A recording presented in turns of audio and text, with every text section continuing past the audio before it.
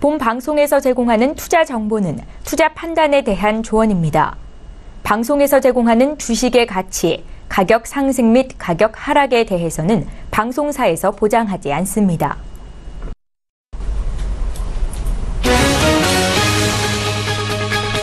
헤드라인 뉴스입니다. 미국 뉴욕 증시는 혼조세를 보였습니다. 특히 S&P 500 지수와 나스닥 지수는 넷플릭스의 주가 급등에 힘입어 사상 최고치를 경신했습니다. 반면 다우존스 지수는 골드만삭스의 주가 급락 영향으로 0.25% 하락해 21,574.73을 기록했습니다. 지난 6월 미국의 수입 물가는 석유류 때문에 2개월째 하락했습니다.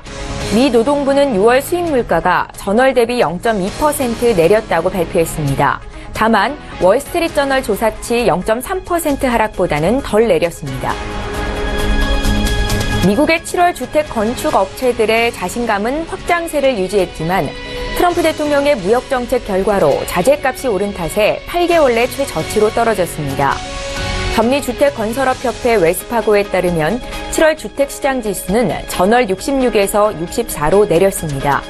월스트리트저널이 조사한 애널리스트들의 전망치는 68이었습니다. 국제유가는 소폭 상승했습니다. 주요 산유국인 사우디아라비아의 원유 수출 감소 가능성이 제기되면서 투자 심리가 개선됐습니다. 뉴욕 상업거래소에서 거래된 서부 텍사스산 원유 WTI 8월 인도분은 전일보다 0.8% 상승한 46달러 40센트에 거래를 마쳤습니다.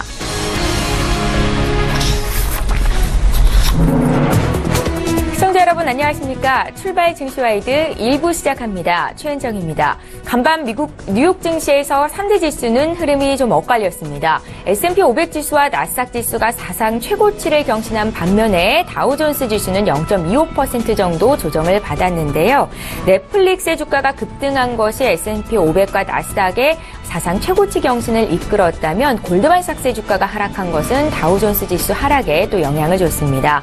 전문가들은 당분간 기업들의 2분기 실적 발표가 시장에 큰 영향을 미칠 것이다 이렇게 분석하고 있습니다. 자, 어제 국내 증시 마감 상황도 살펴볼까요? 코스피가 장 마감 직전에 강보합으로 전환이 되면서 4거래일 연속 올랐고요. 종가 기준 사상 최고치를 경신했습니다. 자, 이런 가운데 2분기뿐만 아니라 하반기에도 전망이 어둡다라고 판단되고 있는 현대차 그룹주들은 어제 일제히 하락하면서 특징적인 움직임을 보였는데요. 어제 코스피 지수는 0.04% 소폭 상승한 2,426으로 거래를 마쳤고요. 코스닥도 0.63% 오른 664포인트를 기록했습니다. 자, 오늘도 출발 증시와이드 일부 시간에는 증시에 영향을 미칠 만한 국내외 이슈 분석 도와드릴 거고요. 출중 일부 시간 지금 본격적으로 시작합니다.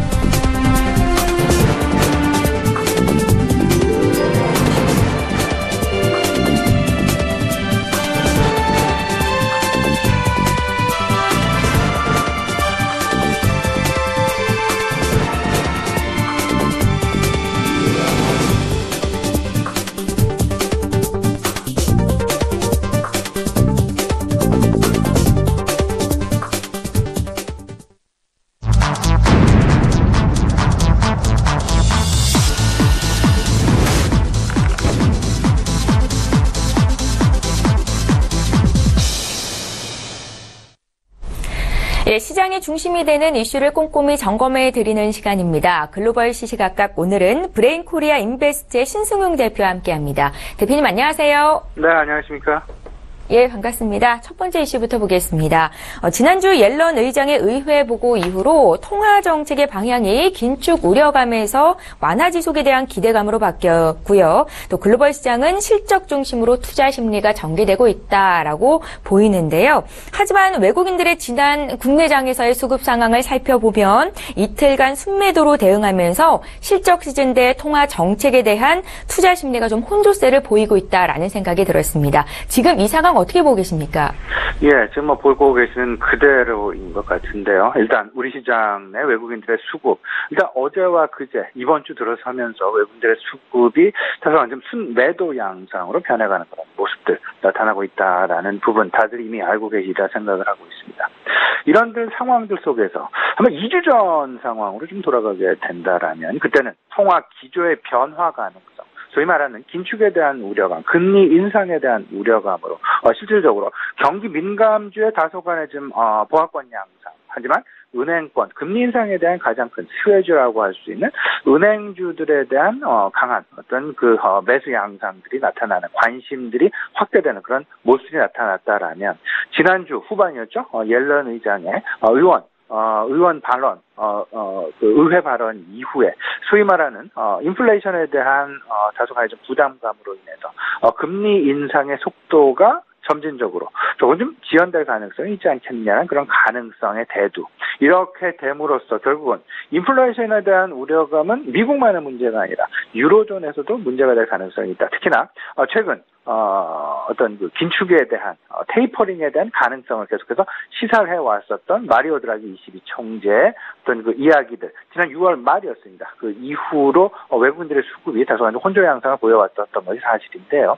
이런 부분들이 조금은 좀 긴축 선회 쪽에서 오히려 지금 현재 통화 완화 정책에 대한 지속 가능성에 조금은 더 무게감이 실리게 되면서 지난주 1차적인 미국발 안도 랠리가 있었다라면, 이번 주 이제 그 19일, 20일이죠. 22 통화정책회의 예정이 되어 있는데요. 역시 마찬가지로 비슷한 양상으로 물가, 인플레이션에 대한 부담감, 이런 부분들로 인해서 통화, 테이퍼링 이슈가 다소간 좀 완화될 가능성이 있지 않겠느냐라는 그런 가능성. 추가적인 2차 22발 그 어떤 그 안도 랠리의 가능성 분명히 지금 현재 나타나고 있지 않나 이렇게 생각을 하고 있습니다. 이런 와중에 이제 그 긴축에 대한 우려감이 완화에 대한 어떤 그 안도 쪽으로 바뀌다 보니까 시장의 관심, 그 핵심, 중심축이 말 그대로 이제는 실적 쪽으로 옮겨가고 있다. 실적에 자리 잡고 있다라는 부분으로 이해를 하시면 어떨까 싶습니다. 지난번 미국 증시, 이미 최은정 앵커께서 말씀해 주셨습니다만은, 실적에 따라서 주가가 엇갈리는 그런 모습이 나타났죠. 골드만삭스의 주가는 은행주의 대표적이라고 할 수 있는 골드만삭스의 주가는 좀 하락하고, 기술주의 대표 주자라고 할 수 있는 넷플릭스의 주가는 13%가 넘는 그런 급등을 보여주게 되면서 기술주들의 소위 말하는 실적 개선, 실적에 대한 시장 눈높이 맞춤이 결국은 시장 내 주가 모멘텀을 다시금 부추겨내는 그런 모습들이 나타나고 있다. 결국은 지난 2, 3주간 통화정책에 관심이 쏠렸던 것들이 말 그대로 기업 실적들로 관심이 이동되고 있는 현상이 뚜렷하게 나타나고 있고, 이 배경에는 앞으로 금리 인상에 대한 금리 전망 자체가 다소간 좀 불확실해지면서 현재 실적 시즌에 집중되는 그런 상황들이 전개되고 있다라고 보셔야 될 것 같습니다. 일단 통화 정책의 지금 현재 가장 중요한 영향 변수는 뭐니 해도 인플레이션이다라는 부분 말씀을 드려보고요. 인플레이션에 가장 크게 핵심적인 영향을 주는 요인은 국제 유가일 수밖에 없을 것이다라는 것. 국제 유가 최근 좀 방향성 없는 혼조 양상이 나타나고 있습니다. 다행인 것은 45달러 이상 선에서 46달러를 전후해서 지금 혼조 양상이 나타나고 있다라는 부분, 그나마 다행인 점이다라고 생각이 되고 있고요. 이런 부분들 속에서 결국은 유동성의 이슈가 계속해서 시장 내에 잔존하지 않겠느냐라는 부분 생각을 해보셔야 될 것 같습니다. 유동성의 이슈라 하면 결국은 실적 시즌이 끝난 이후라 할지라도, 그리고 실전 시즌 중이다 할지라도 결국은 경기 민감주대, 은행주 서로 양립되는, 서로 상반된 어떤 그 시장 패턴, 움직임의 패턴을 보일 가능성이 있겠느냐. 근데 지금 현재의 상황은 유동성 이슈가 완전하게 끝난 상황이 아니다. 다시 말씀을 드리면 금리 인상의 가능성 얼마든지 있다. 다만 다소간 좀 연기가 되었을 뿐이다라는 것. 그에 따른 일시적인 어떤 그 안도 랠리의 가능성이 상당 부분 높을 수 있다라는 것. 그렇기 때문에 지금 상승하고 있는, 지금 관심을 받고 있는 경기 민감주 그리고 실적 호전주들, 무조건적인 중장기적인 대응이 아니라 짧은 관점에서 대응이 오히려 바람직하지 않나라는 그런 생각이 좀 많이 들고요. 짧은 관점 끊어가는 전략이 필요하다라는 말씀 좀 드려보고요. 오히려 은행주를 비롯한 전반적인 소외주들, 소위 말하는 밸류에이션 관점에서 중장기적인 대응이 오히려 바람직할 것이다라는 부분, 조금은 좀 다른 견지에서 그 업종별로 다른 전략을 추구해 나가야 되지 않을까 말씀 좀 드려보겠습니다. 예, 글로벌 통화 정책의 방향이 긴축 우려감에서 안도 쪽으로 바뀌면서 시장의 관심이 2분기 기업들의 실적 쪽으로 옮겨지고 있는데요. 현 상황을 어떻게 해석할 수 있는지 의견을 먼저 들어봤습니다. 자, 이제 두 번째 이슈로 넘어가 보겠습니다. 실적 시즌이 진행되면서 올 초에 시장의 중심에 있었다가 또 최근에 주춤하고 있는 전기차나 아이폰 관련주 등이 다시 부각이 되는 모습인데요. 향후 기술주들의 전망은 어떻게 하고 계십니까? 예, 이렇게 좀 보셔야 되겠죠. 기술주 좀 주춤했던 것이 사실이었고요. 그 다음에, 테마, 올 초부터 계속되는 테마로 인해서 올 1분기까지 상당 부분 시장 내 관심을 많이 받으면서 상승 또한 상당히 크게 나타난 것이 사실이었습니다. 그 이후, 대형 전기 민감주에 대한 관심이 확대되면서, 중소형, 관심 테마군들은 다소간 좀 주춤거리는 그런 모습들이 나타나고 있는데요. 최근에, 이제 다시금, 관심 재부각 가능성이 커지고 있다라는. 특히나 최근 들어서 뉴스플로우 쪽을 좀 생각을 해보시면요. 아이폰 8과 관련된 뉴스들이 이제 하나 둘씩 숫자가 점점 많아지고 있다라는 부분. 그리고 전기차와 관련된 뉴스들이 점점 많아지고 있다라는 부분. 꼭 좀 절대 관과하셔서는 안 될 것이다라는 말씀을 좀 드려봅니다. 아이폰 8의 출시가 임박을 하고 있습니다. 그리고 전기차와 관련된 관심들이 계속해서 늘어나고 있는 것이 사실입니다. 이러다 보니까 소위 말하는 시장 내 뉴스 플로우 모멘텀이 새롭게 재부각될 가능성이 분명히 있을 것이다라는 부분.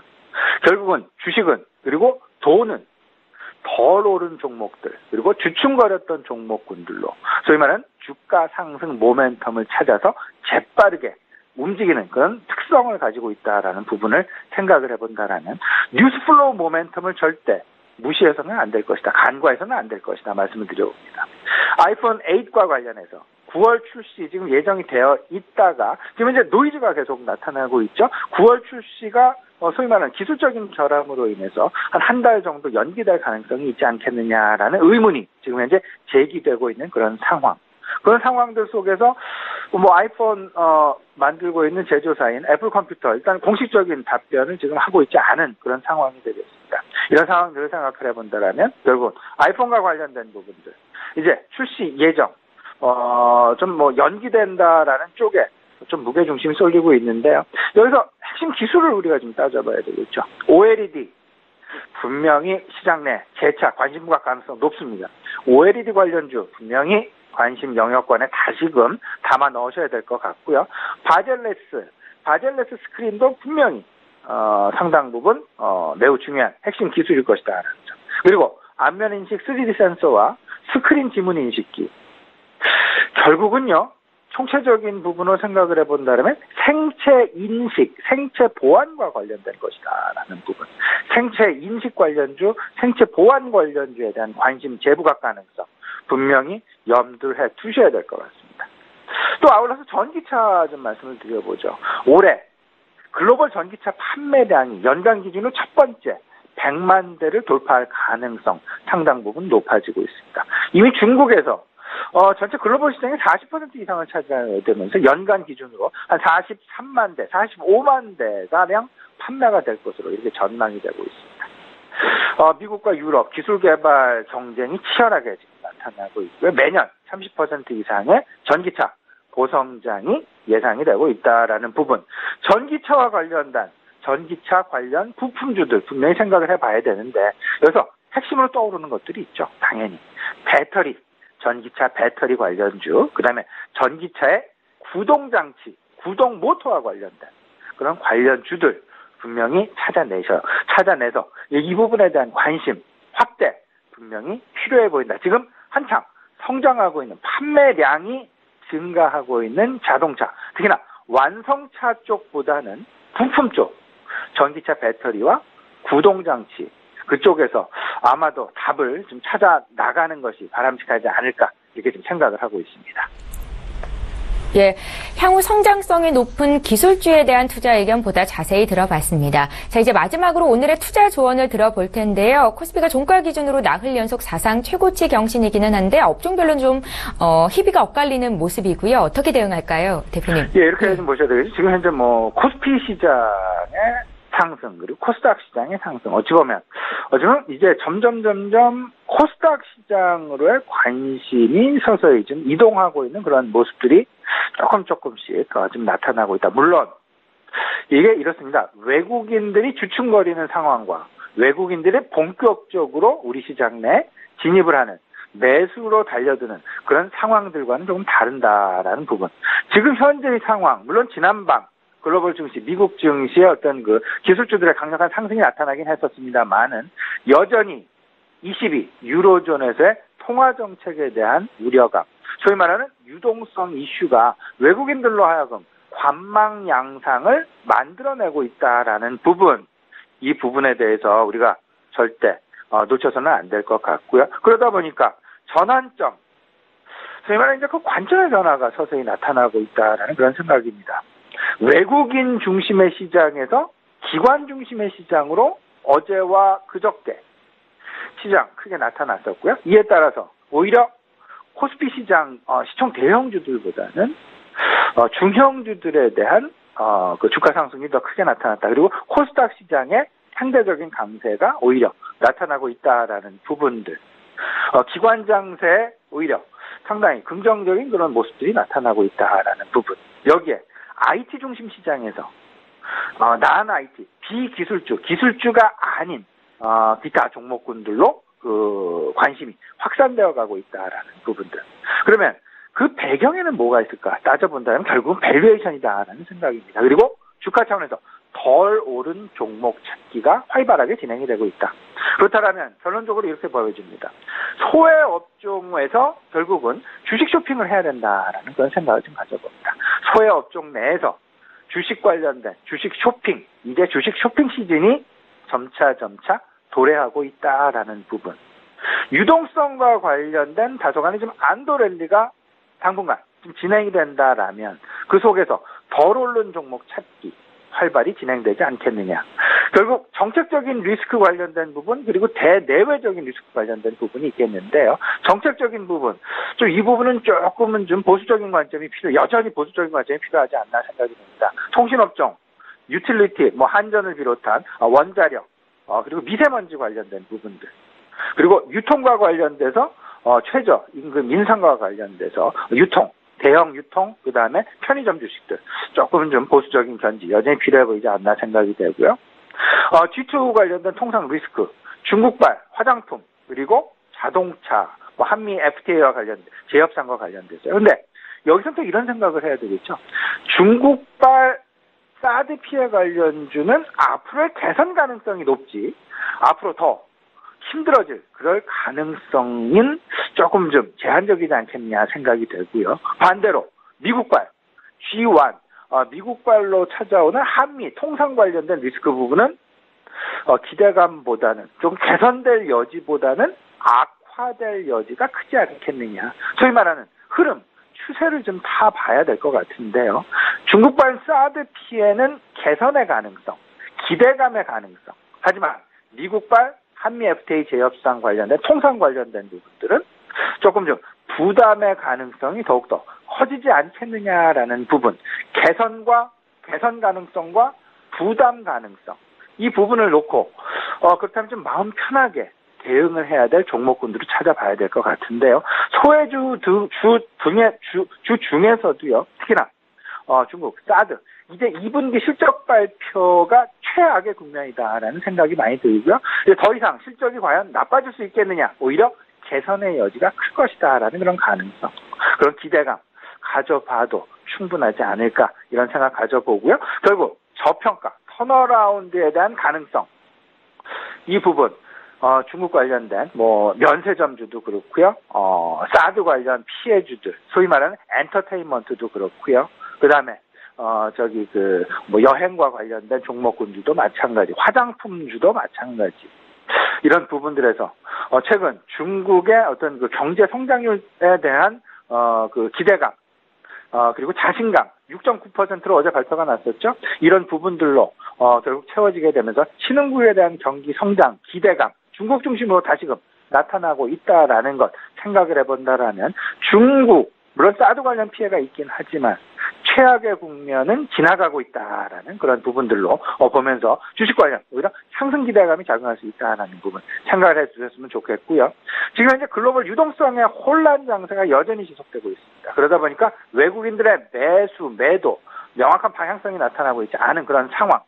이런 가운데 기관 장세의 가능성이 높아지고 있습니다. 그러다 보니까 오히려 코스닥, 중소형주에 대한 관심, 중심 이동 가능성 조금 더 커질 수 있다라는 부분 조금 더 기대감 가져보셔도 괜찮지 않을까 말씀드려봅니다.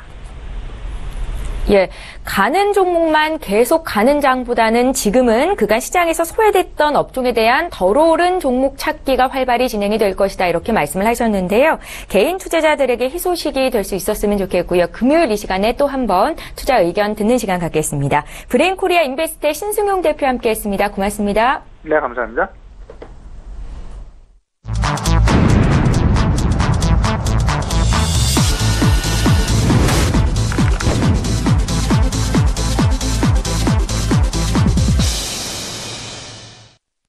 예, 이번에는 국내 시장 쟁점을 보다 구체적으로 분석해 보겠습니다. 라이브 이슈타임 시간이고요. 오늘은 한국투자증권의 김권진 차장 화상으로 만나보겠습니다. 차장님 안녕하세요. 네, 안녕하십니까? 예, 반갑습니다. 첫 번째 이슈부터 보겠습니다. 코스피는 2,420포인트를 돌파하면서 연일 사상 최고가 행진을 이어가고 있지만 새 정부 정책이나 대내외 위험 요소로 인해서 상승장에서 소외되고 있는 업종들도 굉장히 많이 눈에 띄는데요. 특히나 자동차가 속해 있는 운수 장비, 또 편의점주가 속한 유통주, 화장품주가 속한 화학주가 그렇습니다. 이 같은 종목들 주가가 좀 많이 빠졌다고 해서도 쉽게 손이 나가지는 않은 상황인데요. 투자 입장에서는 어떻게 접근하면 좋을지도 함께 여쭤볼까요? 네, 그렇습니다. 사실은 가는 종목만 가는 계속해서 실현 시장이 됐었다라는 거 얘기를 해드리겠고요. 올 1월부터 계속해서 가는 종목들 여러분들 알고 계실 겁니다. IT, 그리고 금융업종, 그리고 산업재 정도를 대표적으로 꼽을 수가 있을 것 같다라는 거 얘기를 해드리겠습니다. 앞에서 얘기해 주셨던 운수장비나 그리고 유통업, 화학 같은 종목은 사실은 많이 쉬었다라는 얘기를 해드릴 수가 있을 것 같은데요. 대표적으로 거기에 대한 예가 뭐냐면 바로 대차장고라고 생각해 주시면 될 것 같습니다. 대차장고가 계속해서 지속적으로 늘어나고 있다는 말은 아직까지도 올라갈 거리보다는 하락할 그 가능성이 훨씬 좀 더 높다라는 것을 여러분들께 이야기를 해드려야 될 것 같고요. 리스크가 계속해서 좀 커지고 있는 것 같습니다. 대표적으로 운수장비 같은 경우는 자동차 산업 같은 경우가 가장 큰 대표적인 예라고 들 수가 있을 건데요. 사드 리스크에 대한 여파로 해서 중국 시장의 매출이 워낙 많이 부진했다라는 거 얘기를 해드리겠고요.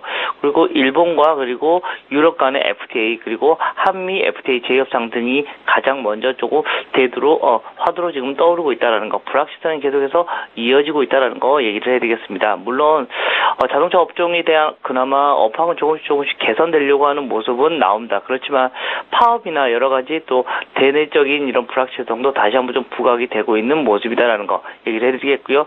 대표적으로 2분기 실적인 컨센서스 같은 경우가 현대차, 기아차가 다 컨센서스 조금 하회할 수도 있지 않을까라는 이런 얘기가 나오면서 조금 아직까지도 좀 불안하다라는 이야기를 해드릴 수가 있을 것 같고요. 유통 같은 경우는 편의점입니다. 편의점 최근에 지난주에 발표를 했죠. 최저임금이 이제는 1만 원 시대로 가기 위한 이런 전초전이 계속해서 나타나고 있는 것 같습니다. 7,000원대가 이제 최저임금이 넘어서 버리면서 여기에 대한 그런 구조적으로 좀 악화가 되고 있는 거 아닌가라는 이런 리스크가 좀 더 계속해서 나타나고 있다.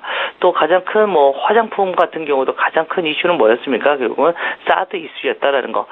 방한 중국인 같은 경우가 이제 거의 많이 없어져 버리는 모습이 나오고 있고, 정치적 이슈는 물론 회복이 되긴 합니다. 그렇지만 쉽게 빠르게 지금 현재 그렇게 회복이 안 되고 있기 때문에 여러 가지 이슈가 계속해서 나타나고 있고요. 좀 많이 지금 현재는 미약한 상태다라는 거 얘기를 해드리겠습니다. 실제적으로 실적 같은 부분에서 앞에서 얘기했던 이 세 가지 업종은 다 조금 안 좋은 모습이 나타나고 있다는 거 얘기를 해드리도록 하겠고요. 대표적으로 이런 종목들은 당분간은 아직까지도 조금 서서히 봐도 그렇게 늦지 않는다라는 거 얘기를 해드리겠고요. 어찌됐든 리스크가 향후에 산업의 비전과 기업의 실적이 어떤 영향을 미칠지는 아직 모릅니다. 그렇지만 지금 현재 상태에서는 조금 아직 긍정적인 면보다는 좀 부정적인 면이 훨씬 더 많이 부각이 되고 있는 상황이니까 우리 투자자 여러분들은 되도록이면 조금 아직은 이런 업종보다는 지금 현재 가고 있는 종목이 조금 더 관심을 기울이시는 게 좀 더 좋지 않을까라는 얘기를 드리겠습니다. 예, 그러니까 김권진 처장께서는 낙폭이 과대한 자동차나 화장품, 또 유통 쪽을 보기보다는 잘 가는 종목으로 접근하는 게 맞겠다 이렇게 조언을 하시는 거죠? 네, 그렇습니다. 예, 알겠습니다. 다음 이슈 좀 살펴보겠습니다. 자, 코스피의 나홀로 상승에 가려져서 그간 철저히 소외됐던 코스닥 시장이 올해 사상 최대 실적을 기록할 것으로 전망되고 있는데요. 하반기 코스닥 박스권 탈출 여부에도 관심이 쏠리고 있습니다. 어떻게 보고 계신지요? 네, 그렇습니다. 사실은 그레이드도가 상당히 크게 났습니다. 지금 현재 우리 코스피 시장은 2,400이 넘어가면서 사실은 계속해서 역사적 신고가를 계속해서 쓰고 있는 모습이고요. 코스닥 시장 같은 경우는 664선에 지금 걸쳐 있으면서 어떻게 보면 박스권의 상단도 돌파하지 못하는 모습이었다는 거 얘기를 해드리겠습니다. 어찌됐든 가장 큰 이유는 코스피 같은 경우는 실적이 아주 좋아지는 모습이 나오기 때문에 그렇지만 아직 코스닥 같은 경우는 가시적인 숫자가 아직 나오지 않는다는 이런 것 때문에 지금 이런 모습이 나타나고 있는데 최근 들어서 코스닥도 실적이 좋아질 거야라는 얘기가 돌기 시작을 했다는 거 얘기를 해드리겠습니다. 실제적으로 올해 코스닥 영업이익이 역대 최고치를 기록할 것으로 지금 현재 전망이 나오고 있고요. 어닝 모멘텀이 박스권 탈출의 동력으로 작용할 수 있을 것이다라는 얘기가 하나씩 등장해주고 있습니다. 실제적으로 코스닥 종목들이 하반기 성장 동력이 강화되는 만큼 지수 하방 경직성의 확보는 확실히 높다. 이제는 지수는 하방은 나왔다. 이제 그러면 얼마나 위로 올라갈 것인가에 대한 모습입니다. 사실은 지금까지 수급이 어떻게 되어 있었습니까? 대부분이 외국인들의 수급에 의해서 지금 현재 주가가 상승을 했었습니다. 이제는 그러면 기관들의 흐름이 조금씩 나타나면 분명히 중소형주로 좀 종목이 확산될 수 있는 모습이 나올 수 있을 것이다라는 얘기를 해드릴 수가 있을 것 같은데요. 실제로 한국거래소에 따르면 코스닥 지수 같은 경우가 나흘 연속 계속해서 상승세고요. 외국인들이 최근 들어서 한 2, 3일 연속으로 조금 매수가 되고 있다는 게 조금 긍정적인 모습이 나타날 수가 있다는 거 얘기를 해드리겠고요. 기관들도 이제 여기 좀 동참해주는 모습이 하나씩 나와주고 있다는 거 얘기를 해드리겠습니다. 실제로 코스피하고 코스닥의 그런 수익률 차이가 거의 코스닥의 5배 정도가 지금 현재 코스피가 올라가고 있는 모습이 나오고 있다는 거 얘기를 해드리겠고요. 이런 모습은 계속해서 지금 현재까지는 지속이 되고 있습니다. 많은 개인들이 지금 우리가 여기 들어와 있는 그 코스닥 같은 경우가 계속해서 아직까지 이런 수급의 영향에 좀 벗어나지 못해서 조금 고민을 했는데요. 이제는 조금씩 그런 모습이 풀릴 수가 있는 모습일 것이다라는 거 얘기를 해드리도록 하겠고요. 실제적으로 코스닥 영업이익이 1분기 때는 2조 7천억 정도가 기록을 했습니다. 1분기 실적 발표 전 실적을 공개하는 기업이 한 177개사 정도가 되는데요. 거기에 집계된 것만 해서도 1조 4,900억 정도의 전체 45% 정도에 달하고 있다는 거 얘기를 해드리겠고 2분기 영업이익 컨센서스를 결과로 한 수치로 대입한 경우에 코스닥 전체 영업이익 같은 경우는 3조를 넘어설 수 있을 것으로 지금 보이고 있다는 거 얘기를 해드리겠고요. 코스닥 시장의 이익 성장 동력이 하반기로 갈수록 더 강화되고 있다는 것은 분명하다는 거 얘기를 해드리겠고요. 어떻게 보면 실적 모멘텀이 그동안은 거래소에만 있었던 게 이제는 코스닥 쪽으로 조금씩 넘어오고 대형주에서 중소형주로 조금씩 확산될 흐름이 나타날 수도 있지 않을까라는 이런 계속해서 기대에 찬 이런 의견들이 좀 많이 나오고 있는 것 같습니다. 실제로 올해 코스닥의 영업이익 같은 경우는 총 13조 원에 달할 것이라는 얘기가 나오고 있습니다. 가장 많이 우리가 코스닥 시장에서 많이 나왔던 게 생각보다 훨씬 더 많이 나오는 거다라는 거 얘기를 해드리도록 하겠고요. 13조 정도면 우리의 코스닥의 정고점을 뚫고 더 상승할 수도 있을 것이다라는 거 얘기를 해드리겠고 그리고 우리 하반기 같은 경우는 셀트리온 헬스케어가나 스튜디오 드래곤 같은 대형급 신규 상장 종목이 분명히 존재한다. 어떻게 보면 코스닥 쪽에 훈풍을 다시 한번 좀 불어넣어 줄 수 있는 이런 하나의 거리가 등장할 수 있을 것이다라는 거 얘기를 해드리겠고요. 셀트리온 헬스케어 같은 경우는 오늘하고 내일 이렇게 상장의 이런 일반 투자자들도 모집을 하니까 좀 관심을 기울여 주시면 좋지 않을까라는 얘기를 해드리도록 하겠습니다. 예, 코스피 지수와 코스닥 지수의 차이가 역대 최고로 벌어진 상황에서 2분기 실적이 가시화된다면 코스닥 시장도 하반기에 상승 동력이 될 수 있을지에 대한 여부를 여쭤봤는데 코스닥 떨어질 자리보다는 올라갈 자리가 더 많다라는 말씀을 주셨고요. 또 하반기에 신규 상장이 예정되어 있는 종목들이 또 훈풍을 불어올 것이다라는 의견도 주셨습니다. 구체적으로 업종이나 종목을 더 물어볼게요. 코스닥 쪽에서는 어떤 쪽으로 보고 계세요? 자, 코스닥 같은 경우는 가장 얘기가 많이 나왔던 게 결국은 화장품과 바이오 쪽입니다. 바이오 쪽은 확실히 저점은 확실히 찍어져 있다는 거 여러분들 다 아실 겁니다. 이제는 저점은 나왔고 그럼 얼마나 위로 올라가 주느냐가 가장 중요할 것이다라는 거 얘기를 해드리도록 하겠고요. 어찌됐든 그래도 심리는 분명히 풀렸으니까 그쪽 관련된 종목들 열심히 보시면 된다라는 거 얘기를 해드리겠고요. 또 과대 낙폭되어 있는 화장품주 같은 경우는 2분기 실적이 아마도 저점 실적이 나오지 않을까라는 얘기를 해드리겠습니다. 즉 실적 발표가 난 후로 좀 관심을 가져주자. 그리고 지금 현재 제일 잘 가고 있는 IT 쪽은 당연히 부품 소재들은 계속해서 여러분들이 관심 있게 쳐다보셔야 될 업종군이다라고 생각해 주시면 될 것 같습니다. 첫 번째 이슈를 통해서는 화장품주 지금 접근할 자리 아니다라고 말씀하지 않으셨나요? 그랬는데 예. 2분기가 끝나고 이제 실적 발표가 난 후로 그쪽은 보셔야 된다는 얘기를 해드리는 겁니다. 네, 그러니까 실적을 확인한 이후로 대응을 해보자라는 말씀이십니다. 두 번째 이슈 봤고요. 이제 세 번째 이슈로 넘어가 보겠습니다. 금호타이어 매각을 두고 금호산업과 채권단의 협상이 대립하고 있습니다. 그간 논의가 원점으로 돌아갔다라는 의견도 나오는데요. 지금 상황 어떻게 볼 수 있는지, 향후 어떻게 전개될 것이라고 예상하시는지 들어보겠습니다. 네, 우선은 어떻게 보면 금호산업 쪽에서 이제 금호 쪽에서는 그래 이제 더블스타한테 이제 어떻게 보면 넘겨주자라는 이런 모습이 나오는 것 같고요. 결론은 좀 실리를 챙기자라는 이런 식으로 조금 선회한 것 같다라는 거 얘기를 해드리겠습니다. 어떻게 보면 그동안은 계속해서 어떻게든 금호 쪽에서 다시 가져오려고 했던 모습이었는데요. 이제는 어떻게 보면 실리를 챙기자라는 쪽이 좀 더 강해지는 것 같습니다.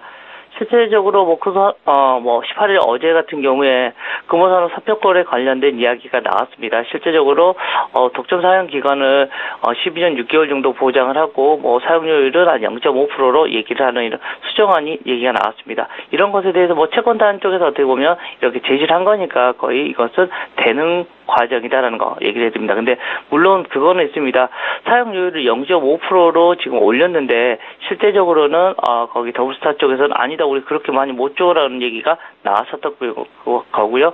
그것을 가지고 채권단에서 우리가 그럼 이것을 돈으로 올려줄게요. 적용한 금액 847억 정도를 우리가 보전해 주겠다라고 얘기를 했었던 것이다라는 거 얘기를 해드리겠고요. 어떻게 보면 그렇습니다. 지금 현재 어떻게 보면 다시 한번 산업은행 쪽으로 축구공이 다시 넘어갔다라는 얘기를 해드리고 있는 것입니다. 금호 측이 이사회 종료 후에 발표한 그 보도 자료에서 산업은행이 수정 제한한 12년 6개월에 대한 얘기는 상표권으로 받아들이겠다고 결의를 한 겁니다. 어떻게 보면 채권단 제안을 모두 수용한 것처럼 보였는데요. 사용료율을 0.5%로 못을 박았다라는 거 얘기를 해드리겠습니다. 상표권은 특정 기간에 보상금을 받고 거래하는 대상이 아니다. 기업 회계 원칙과 거래 관행상 정해진 정상적인 방법으로 계속해서 우리는 상표권에 대한 이런 계약을 체결할 것이다라는 얘기를 했다라는 거 얘기를 해드리겠습니다. 물론 어떻게 보면 저 채권단에서 앞서 제가 잠깐 얘기했던 847억을 보존해주겠다는 이것에 대한 이런 불만을 토로한 것이다라는 거 얘기를 해드리도록 하겠고요. 어떻게 보면 이제는 실리를 챙기자라는 얘기가 나왔던 것 같습니다. 결국은 더블스타의 금호타이어 같은 경우는 넘어가는 이런 모습이 나올 것 같고요. 이런 모습이 나오면 어떻게 보면 금호타이어 입장에서는 어찌됐든 좀 긍정적인 모습이 분명히 나타날 수가 있지 않을까라는 얘기를 해드리도록 하겠습니다. 예, 그러니까 금호타이어 매각의 우선 협상 대상자로 선정되어 있는 중국의 더블스타로의 매각 협상이 급물살을 탈 것이다라는 말씀이시고 이게 주가에는 긍정적일 거라는 말씀이신 거죠? 네네, 그렇습니다. 예, 어제 금호타이어의 주가가 장중에 또 7% 넘게 올랐었는데요. 여기에 대한 의견도 다시 한번 들어봤습니다. 자, 마지막으로 오늘의 투자 조언 듣겠습니다. 네, 그렇습니다. 오늘 같은 경우는 어떻게 보면 가는 종목들이 다시 좀 가주지 않을까라는 저는 생각을 하고 있는 모습입니다.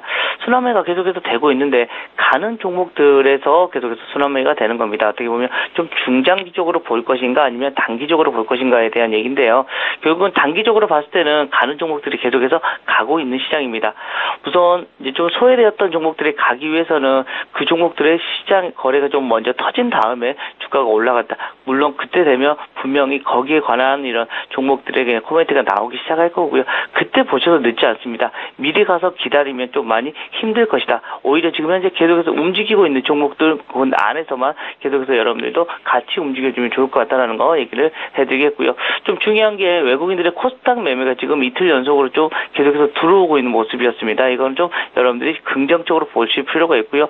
오늘도 여러분들이 코스닥 외국인들이 어떤 식으로 매매를 하는지를 좀 여러분들이 관심 있게 보아주시면 좋을 것 같다는 거 얘기를 해드리겠고요. 사실 좀 걱정됐던 게 제가 지난주에는 그랬었을 겁니다. 환율의 흐름을 여러분들 좀 잘 보셔야 된다라는 얘기를 했는데요. 다행스럽게 1150원 언저리에서 다시 우리 원화의 강세가 흐름이 나타나고 있다는 점은 여러분들한테 좀 긍정적인 모습이었다라는 거. 가장 큰 원인이 뭐였냐면 앨런 의장이 긴축을 좀 서서히 시키겠다라는 이야기가 나오면서부터다라는 거 얘기를 해드리겠고요. 이런 모습 때문에 다음 주에 열리는 FOMC 쪽에서도 좀 긍정적인 이야기가 나오지 않을까. 시장의 긍정적인 모습이 나타날 가능성이 좀 커 보인다라는 거 얘기를 해드리겠고요. 환율이 계속해서 지금 정도의 흐름만 있는다면 우리나라 시장은 지금 현재 2420 정도에 가 있는데 이거보다 조금 더 상승을 할 수가 있을 것 같고요. 최근에 외국인들의 흐름을 보면 코스닥의 흐름도 조금씩 더 좋아지는 모습이 분명히 나타날 거니까요. 좀 긍정적으로 여러분들이 한번 시장을 대응해 주시면 좋을 것 같다는 얘기를 드리겠습니다.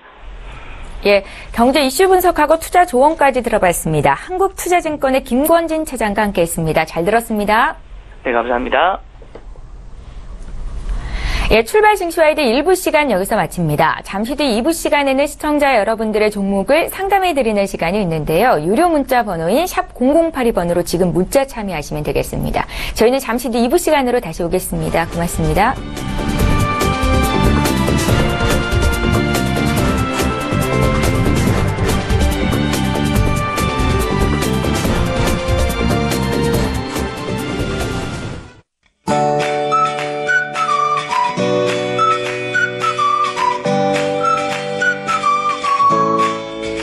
안녕하세요. K웨더 라이프스타일 예보 첫시입니다. 어제 오후 들어 강원 동해안과 남부 대부분 지역으로 폭염특보가 확대 발표됐습니다. 오늘 오전 11시래기에 강원 동해안과 영남 대부분 지방에는 폭염경보가, 그 밖에 동해안과 충청, 남부지방으로는 폭염주의보가 발효 예정인데요. 한낮에 서울이 32도, 대구는 36도가 예상됩니다. 어제와 비교해 크게는 6도가량이나 높겠습니다. 한낮에는 무더위에 아침에는 안개에 주의하셔야겠습니다. 주황색으로 표시된 부분들이 안개가 낀 곳인데 보시면 안개가 짙게 낀 곳들이 많습니다. 따라서 가시거리가 매우 짧기 때문에 교통안전에 유의하시기 바랍니다. 또 이 안개로 인해서 전국 곳곳에 아침까지 이슬비가 떨어지는 곳이 있겠고요. 또 동쪽 내륙으로는 오후 한때 소나기가 오는 곳이 있겠습니다. 소나기의 양은 10에서 50mm가 되겠습니다. 오늘은 장마전선의 영향을 받진 않겠습니다. 현재 장마전선은 중국 산동반도 부근에 위치해 있는데요. 이 장마전선은 금요일부터 경기 북부와 강원 북부 쪽으로 영향을 주기 시작해 주말 사이 중북부 지방에 비를 뿌릴 것으로 보입니다. 다음은 자세한 지역별 오늘 날씨를 나절 예보를 통해서 살펴보겠습니다. 중부지방 대체로 구름 많겠고요. 동쪽 내륙으로는 오후 한때 소나기가 오는 곳이 있겠습니다.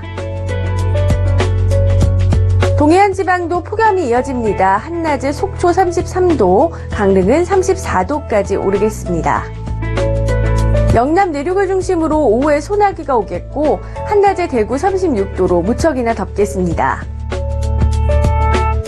해상으로 비 소식도 없고 파고도 낮게 일겠지만 안개가 짙게 끼는 곳이 있겠습니다. 항해하거나 조업하는 분들은 각별히 유의하시기 바랍니다. 중복과 염소뿔도 녹을 만큼 덥다는 대서절기를 앞두고 무더운 날씨는 지속되겠고요. 금요일에는 경기 북부와 강원 북부에, 주말 사이에는 중북부 지방으로 장맛비가 올 전망입니다. 날씨였습니다. 본 방송에서 제공하는 투자 정보는 투자 판단에 대한 조언입니다. 방송에서 제공하는 주식의 가치, 가격 상승 및 가격 하락에 대해서는 방송사에서 보장하지 않습니다.